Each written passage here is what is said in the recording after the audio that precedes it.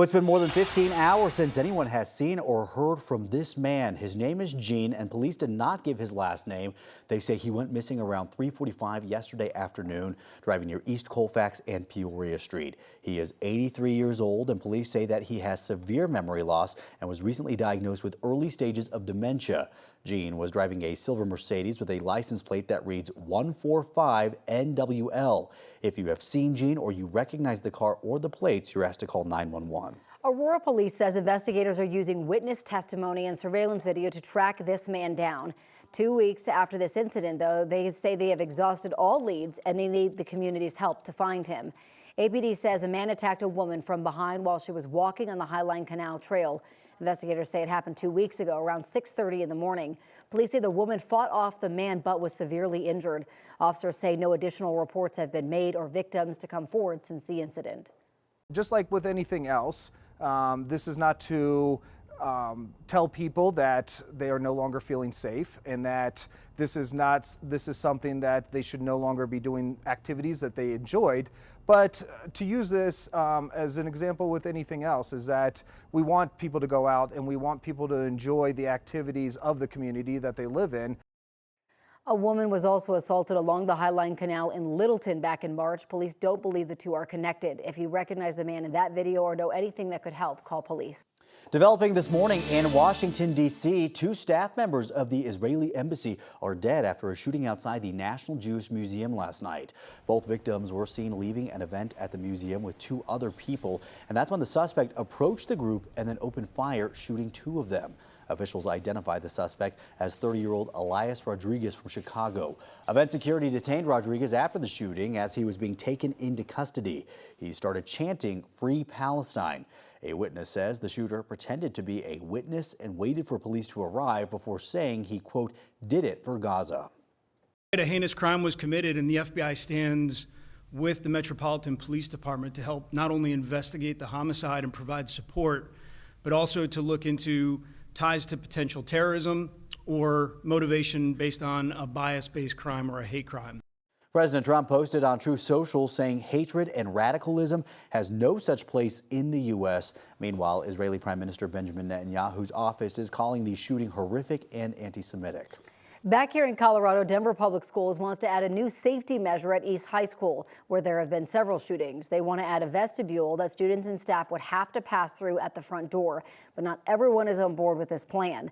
The plan has gotten major pushback from alumni, worried it would ruin the beautiful foyer without making the school any safer. DPS held a meeting about the project last night to try to smooth it all over, but some parents and alumni say this wouldn't actually make East more secure. The school has entrances all over the building and low windows on ground floors too. But school security experts argue this is the common standard now, and many school shooters have entered through the front door of buildings.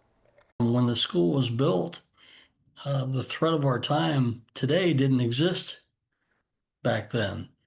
So, today 21st century students need 21st century safety. There's 22 entrances. Those entrances aren't being addressed. And we need a comprehensive safety plan, and building a vestibule is not it. Opponents argue that the vestibule wouldn't have done anything to stop the shooting a few years ago. This safety vestibules cost about $800,000. That money will come from a bond measure Denver voters approved last November. Now to a live look at our nation's capital this morning. While you were sleeping, House Republicans pulled an all-nighter to pass a massive tax break package, narrowly approving it 215 to 214.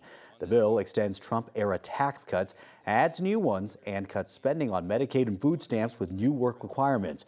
Democrats strongly oppose the bill, saying that millions could lose benefits and that it will increase the federal deficit by nearly $4 trillion over 10 years. The bill now heads to the Senate. This morning, more than a dozen researchers, including a Coloradan, is suing the National Institutes of Health. They're pushing the largest source of funding for medical research in the world to make good on its pledges, despite President Trump's push for funding cuts. The scientists, who all study LGBTQ issues, argue the grant cancellations are discriminatory and unconstitutional. Among them is Dr. Heather Littleton of the University of Colorado, Colorado Springs, who was midway through a 3-year clinical trial when her funding was abruptly cut. Dr. Littleton warns that the cancellations not only stall important scientific discoveries, but also undermine trust within LGBTQ communities, making it harder to recruit participants, even if the grants are eventually restored. The researchers are now asking a federal court to reinstate their grants and allow their work to continue. This morning, 9 families are still out of their homes after an oil well blowout in northern Colorado. It's been more than 6 weeks now since then. The Chevron well near Gailton, which is northeast of Greeley, started spraying oil, gas, and water into the air on April 6th. It took days to plug this up. 14 families evacuated and only 5 have been able to come back. The state expects the cleanup to take 5 years because they have to sample and test the ground until the sample meets state standards. The state says that Chevron has already removed 7,000 cubic yards of soil and 89,000 barrels of liquid. Chevron says that families should be able to return home in the coming weeks.